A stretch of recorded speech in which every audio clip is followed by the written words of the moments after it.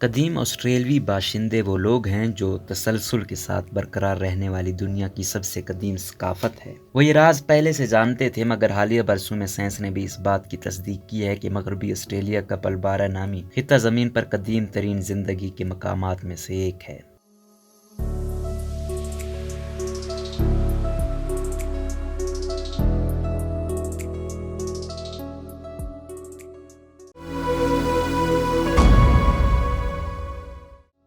پلبارا خطہ 3 ارب 60 کروڑ برس سے بھی پہلے بننا شروع ہوا تھا۔ گہری سرخ چٹانوں پر مبنی اور تا حد نگاہ وسیع و عریض یہ قدیم اور دشوار گزار علاقہ ہے جو مغربی کنارے سے لے کر شمال میں ناردرن ٹیریٹری یعنی شمالی علاقوں کی سرحد تک پھیلا ہوا ہے۔ پہلی بار اس علاقے کا سفر کرنے والوں کے لیے جگہ اور یہاں موجود تنہائی کا احساس پریشان کن ہو سکتا ہے۔ یہ رقبے میں برطانیہ سے تقریباً 2 گنا بڑا ہے، مگر اس کی آبادی صرف 61,000 ہے، چنانچہ یہ دنیا کے سب سے کم گنجان آباد علاقوں میں سے ایک ہے۔ دنیا کی قدیم ترین بالائی تہہ۔ سائنسدانوں نے اس بات کا تعین کیا ہے کہ آکسیجن اور زندگی کے وجود سے بھی پہلے وجود میں آنے والی پلبارا کی لوہے سے بھرپور چٹانیں دنیا کی قدیم ترین بالائی تہہ یعنی کرسٹ کی بہترین مثال ہیں۔ مانا جاتا ہے کہ دنیا میں لوہے کے دیگر ذخیرے اسی دوران وجود میں آئے تھے، مگر پلبارا کی سطح ارضیاتی طور پر رونما ہونے والے تباہ کن واقعات کے باوجود نہ تو زمین میں دفن ہوئی اور نہ ہی زیادہ متاثر ہوئی۔ نیو ساؤتھ ویلز یونیورسٹی میں ارضیات کے پروفیسر مارٹن وان کرنانڈک نے پلبارا کی نقشہ سازی اور مطالعہ کرنے میں برسوں گزارے ہیں۔ انہوں نے بتایا کہ پلبارا کے لینڈسکیپ میں انوکھی چیز صرف اس کی عمر ہی نہیں ہے، بلکہ اس کی ناقابل یقین حد تک محفوظ حالت بھی ہے۔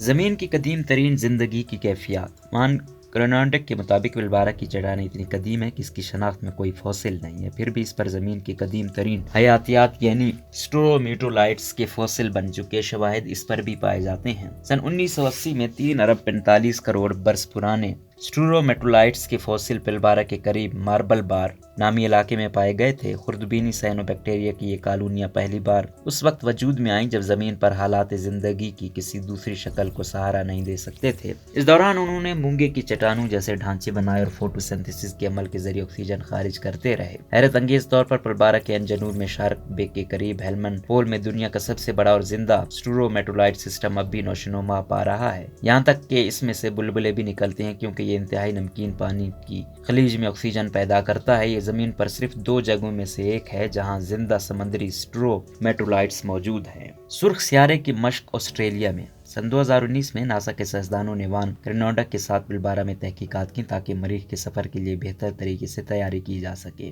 وان کرنانڈک نے کہا کہ اس میں سے بہت سے لوگوں نے ذاتی طور پر کبھی قدیم زندگی کے شواہد نہیں دیکھے تھے، اور یہی وہ چیز ہے جس کی تلاش کے لیے مریخ پر جا رہے تھے، لہٰذا ان کے لیے واقعی سیکھنے کے لیے ایک زبردست موقع تھا کہ وہ فوسل بن چکے سٹرومیٹولائٹس کی تفصیلات اور ساخت کو دیکھ اور سمجھ سکیں تاکہ انہیں معلوم ہو کہ جب وہ زندگی کے ثبوت کے لیے مریخ کی سطح کا مطالعہ کرتے ہیں تو کن کن علامات کو تلاش کرنا چاہیے۔ اس چٹان کی عمر کے علاوہ اس کی کیمیائی ساخت کی مماثلتوں کا مطلب ہے کہ پلبارا مریخ کے مشن کی تیاری کے لیے انتہائی اہمیت کا حامل ہے۔ وان کرنانڈک کہتے ہیں کہ ان چٹانوں کی ساخت اور پلبارا میں لوہے کی مقدار حیرت انگیز طور پر مریخ سے ملتی جلتی ہے، اس وجہ سے اسے سرخ سیارہ کہا جاتا ہے۔ پلبارا کا شہر اس کی قدیم تاریخ کی وجہ سے ہے، یہاں کوئی ہجوم، باڑ، عمارتیں یا جدیدیت کی دیگر باتیں نہیں ہیں، وقت جتنی ہی پرانی جگہ اور اس کی دیکھ بھال کرنے والے لوگ جو آپ کو اپنی دریافت کا سفر کرنے کے لیے خوش آمدید کہتے ہیں۔ بس کہتے ہیں کہ آپ جانتے ہیں کہ جگہ دریافت کرنے کا شوق رکھنے والوں کے لیے ہے، فوٹوگرافروں کے لیے، فنکاروں کے لیے، مصوروں کے لیے، ماہرین ارضیات کے لیے، فطرت سے محبت کرنے والوں کے لیے۔ میں یہ ان لوگوں میں دیکھتا ہوں جو خاص طور پر کاریجینی میں آتے ہیں۔ جب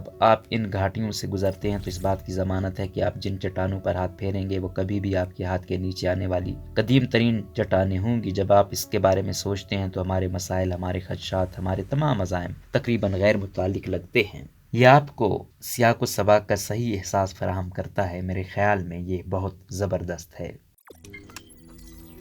روزنامہ قدرت کی ویڈیو دیکھنے کے لیے ابھی یوٹیوب چینل پر سبسکرائب کریں اور بیل آئیکن پر بھی کلک کریں۔